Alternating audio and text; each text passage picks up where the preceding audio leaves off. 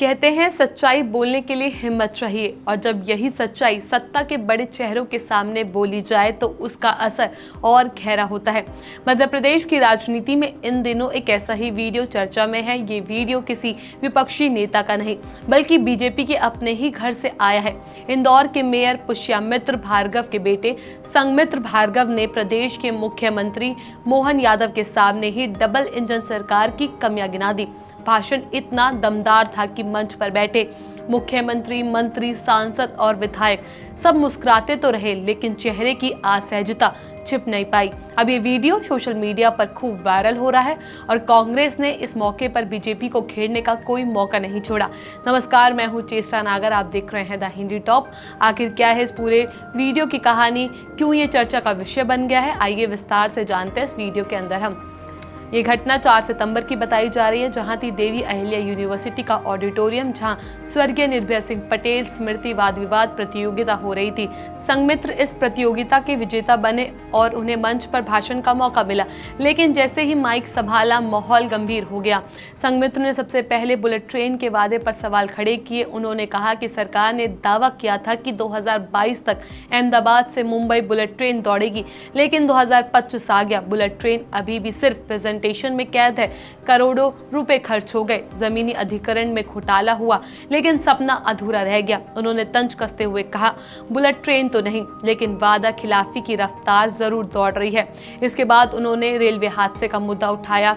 बोले, पिछले 10 सालों में 20,000 से ज्यादा लोग रेल हादसों में अपनी जान गंवा चुके हैं। सरकार कवच तकनीकी का दावा करती है, लेकिन जब ट्रेन पटरी से उतरती है तो सिर्फ डब्बे नहीं टूटते, किसी की माँ की गोद सूनी हो जाती, किसी के बच्चे का भविष्य अंधेरे में चला जाता है। संघमित्र ने रेलवे की वेटिंग लिस्ट पर भी निशाना साधा। उन्होंने कहा कि हर साल 50 लाख से ज्यादा लोग टिकट लेकर भी सफर नहीं कर पाते। सरकार विकास की बात करती है, लेकिन हकीकत में जनता परेशान है। आखिर उन्होंने सरकार के नारे पर सीधा तंज कस दिया।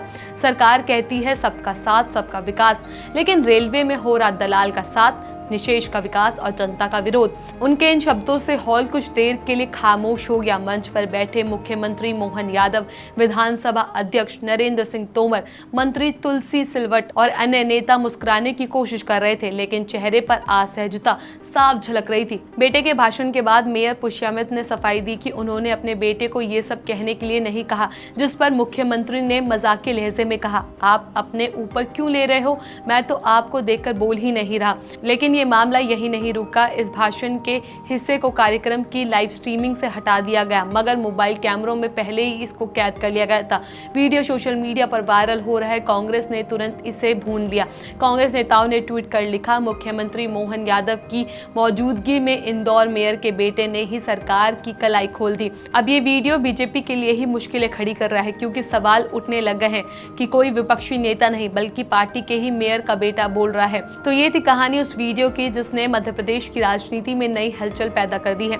इंदौर के मेयर के बेटे संघमित्र भार्गव का भाषण सिर्फ एक वाद विवाद प्रतियोगिता का हिस्सा नहीं रहा, बल्कि अब सत्ता की वादा खिलाफी और जनता की पीड़ा का प्रतीक बन गया है।